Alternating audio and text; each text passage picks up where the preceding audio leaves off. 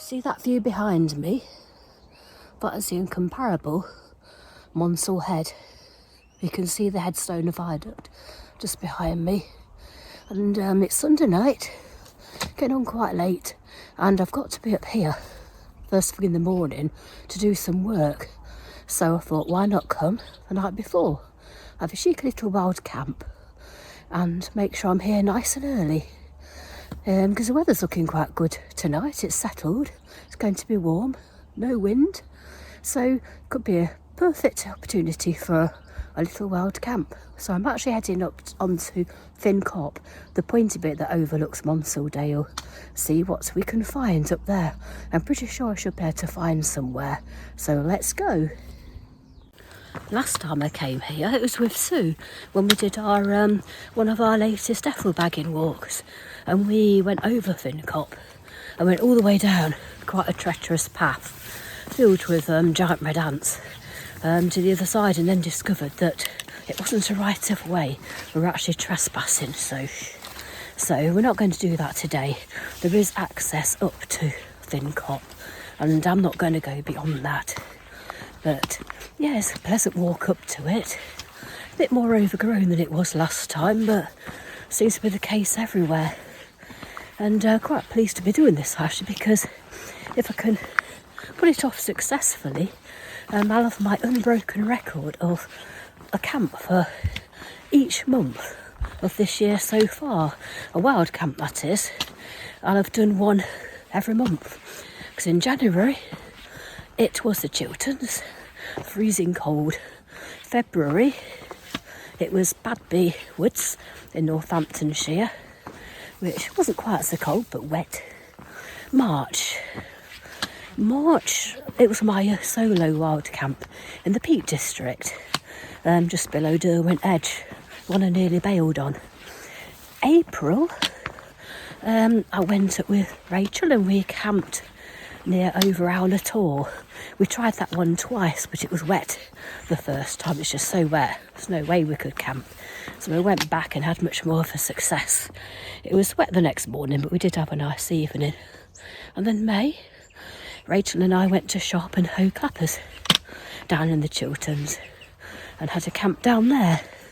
And then June, of course, I had 4 in June on the side to side. The first night was in an old quarry or tin mine, whatever it was. The second camp was on that lovely Iron Age fort. That was a really stunning one, that was. The third one was rather a socky camp on Dartmoor after quite a long and fraught and wet day. And the last one was on this heathland in Somerset, infested with slugs. So I really hope that this one comes off tonight, because I'll have had 7 months in a row, the first 7 months in the year, with a wild camp.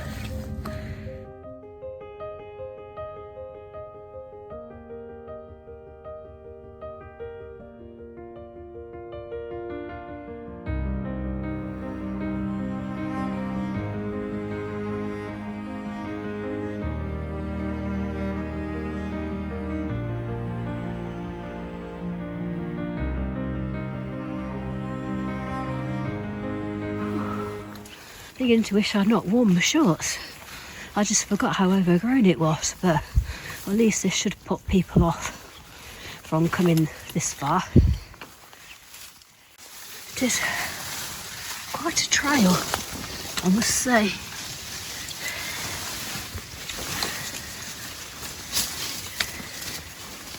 Phew, I think I'm out of the worst of the brambles, but I'm really not looking forward to doing that again in the morning. It's just a nightmare. You can see the viaduct down below. We're up quite high now. Here we go.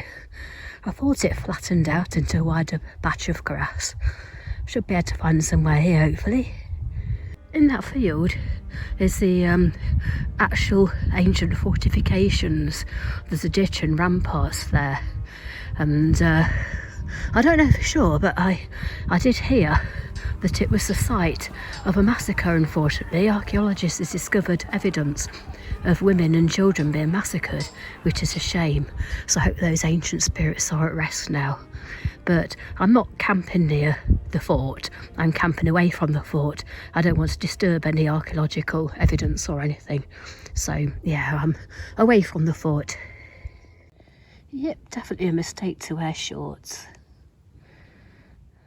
I think I found a suitable pitch. There is a farm just down there, but I don't think they'll be able to see me. But just in case, I'm not going to pitch up yet until it starts dropping a bit darker. I can't see anyone else around, and quite frankly, if anybody else wants to get through that lot, then good luck to them. I know from the other side there is a path down to the river, but it's very arduous, very steep, very slippery, very anti, so I wouldn't have thought people would come up there tonight either. You never know, but hopefully not. I've done the hard work, so hopefully that guarantees me some seclusion. So I might get a drink on, perhaps even some tea, before I think about pitching.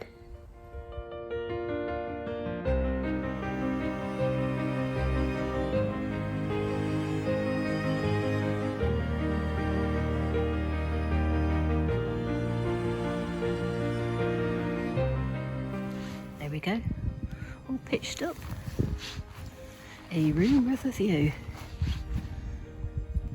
Precipice living, it's all the rage, you know.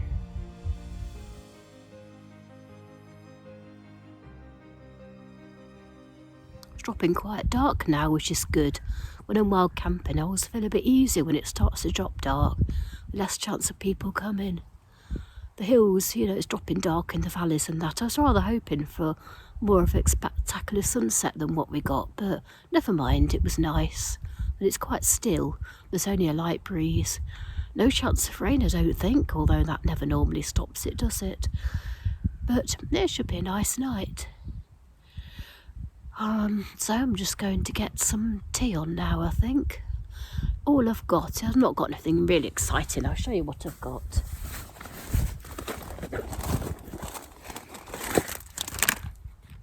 Mugshot and solid vinegar crisps. So yeah, I'm gonna boil up the kettle again. I mean, you don't need fancy meals for camping, you really don't. I mean, okay, you need something more substantial if you're backpacking.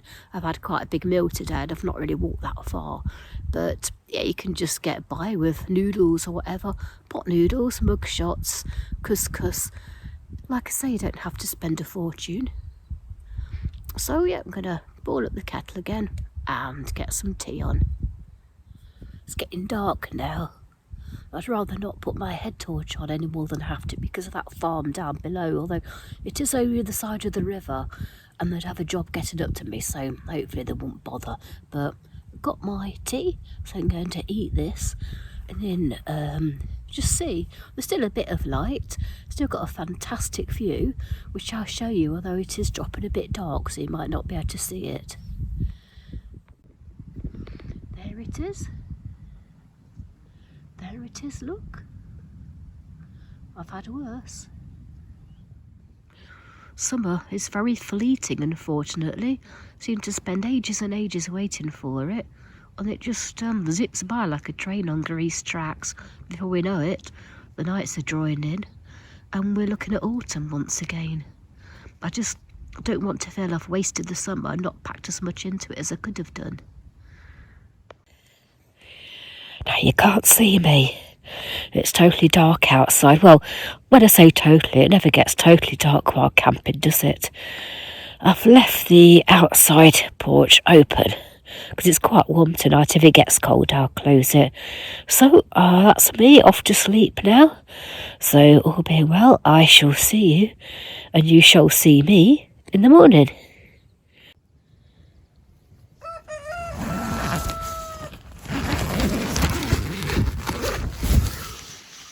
Wow. Morning. Morning is certainly broken. Look at that view. You don't get many better than that, do you?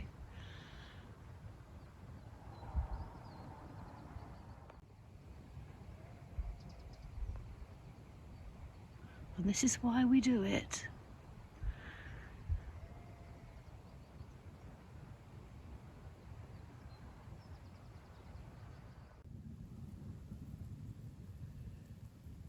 Got to have the all-important brew.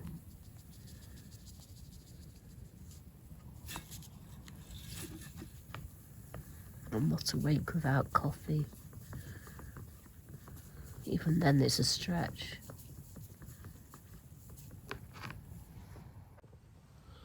Morning all. It's just gone 5. I haven't slept all that well because I've been coughing most of the night and full of cold. So yeah, so at least I was resting. It's a nice peaceful night.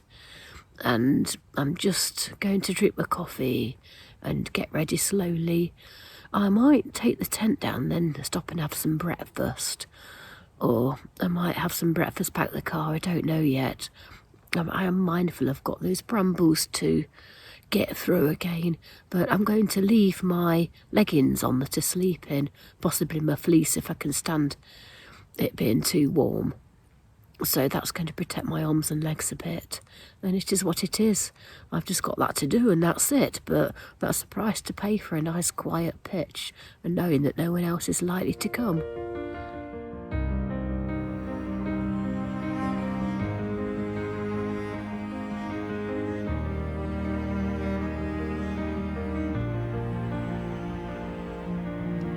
There's a sunrise going on there, look.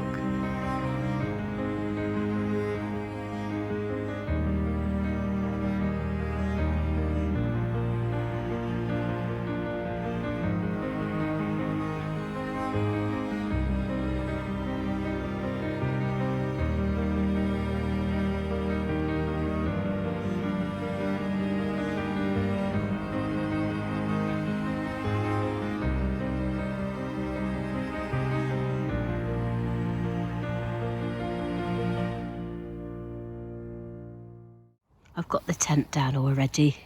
I wanted to get it down quick because there is a farm just over there. And I don't know if they can see, but I feel easy getting it down. So there's where I pitched last night. All you can see is a bit of flattened grass. I even did as minimal damage to the harebells as I could. I'll leave no trace. And that's my stuff there. But it's all coming with me, nothing will be left. There's my rubbish bag there, a little rubbish pouch. That will be coming out with me and being disposed of in the car park.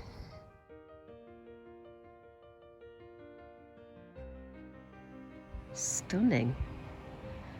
It's just simply stunning.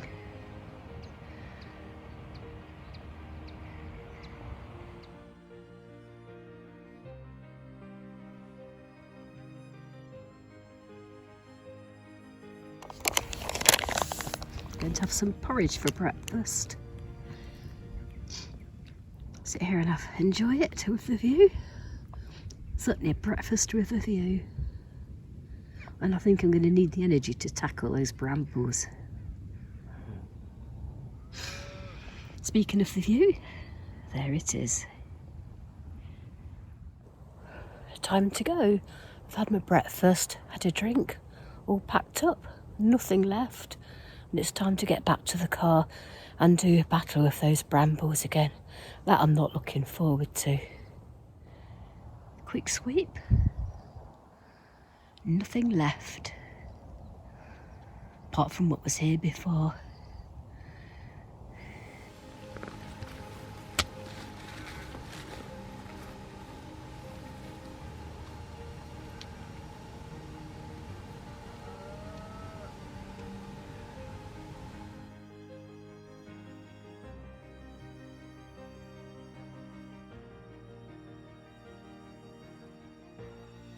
Down there you can see the valley and the viaduct and the River Wye running through the valley. She'll be down there in a bit. I'm going to be doing a walk, a circular walk that takes all that in.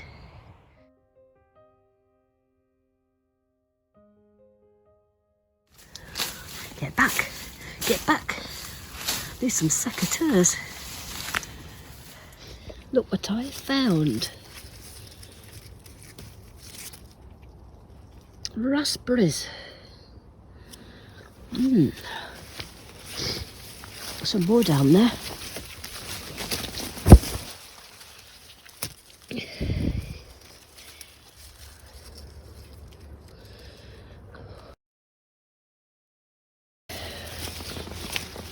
tiny but yummy.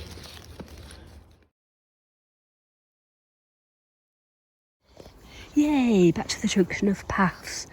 I know the paths are a lot better after this. They didn't seem too bad that this morning.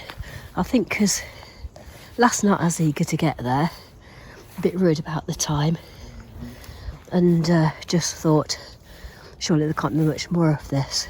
But this morning I knew there's a big long stretch of brambles, so just a case of sucking it up and getting on with it. But it's done now. That's the worst bit done.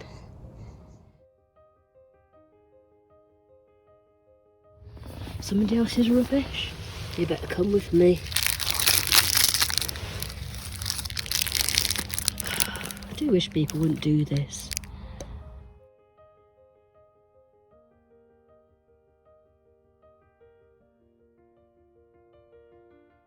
Back at the car now, having the second coffee of the day. And then I'm going to put some more parking fee on the car and then go and do this little walk that's actually going to start from Monsal Head. Go down into the Monsal Dale, climb up onto the viaduct, walk across the viaduct through the tunnel and then back. It's not very long, but it should showcase the best of what Monsal Head has to offer, I think. This camp was a bit of a last minute decision really, because I knew I had to come into the peaks anyway and come in quite early. So it just goes to show if I can just throw the gear into the car and just come and do these things, then anybody can. Because I'm not the most athletic, I'm not the most confident, I'm not the youngest and fittest, but if I can come out and sleep on a hill, then so can you. So if you're pushing it off, then just get out there with a friend or on your own. Just start small, start local, but just make a start.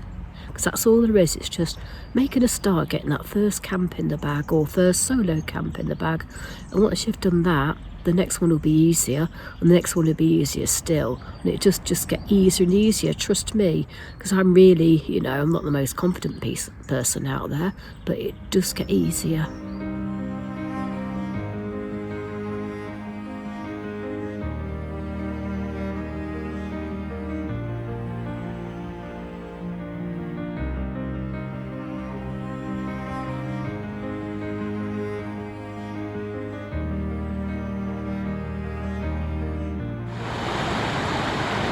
To the steam coming off the water.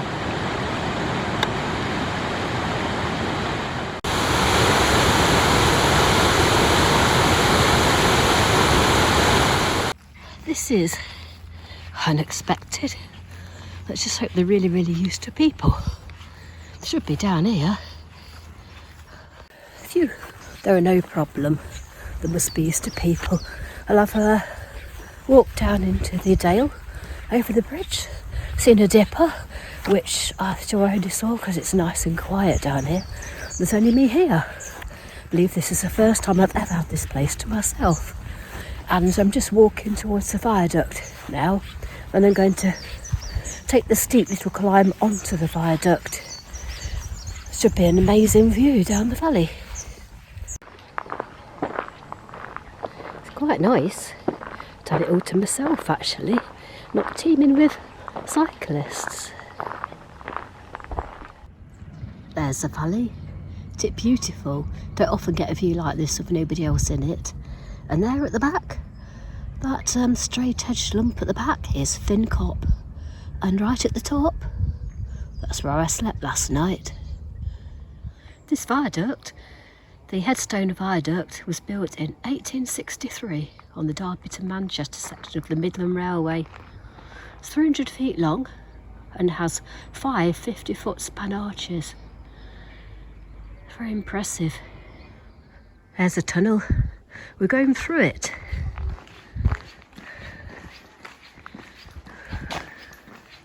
It's quite a long tunnel with a bend in it, but luckily it is lit, as it would be pitch dark.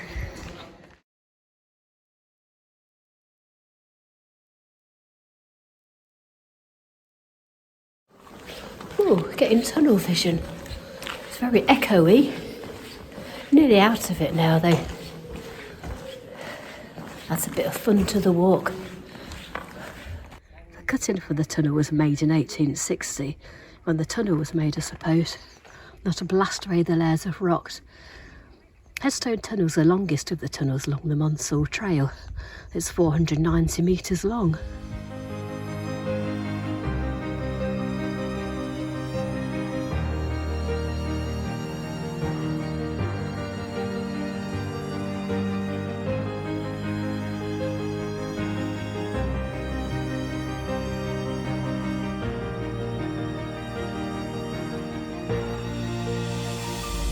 It's a good walk. To top it off, gotta be done. Oh, that was a great camp. Well, apart from the brambles, but even they weren't so bad, and it did ensure that I knew that nobody else was likely to come. But fantastic views and a lovely walk today. Been really, really sunny and warm, and it's a pleasure getting Monsal Dale and Monsal Head all to myself, because that never happens, does it? Let's face it, it never happens, but I did. It was pretty fantastic. So it's getting a bit busy now, so I've had a cheeky ice cream, and I'm going to head for home now. Head for home and put my feet up and see the cats. So take care, everybody. I hope you have a really good week, and I'll hopefully see you out there again very soon.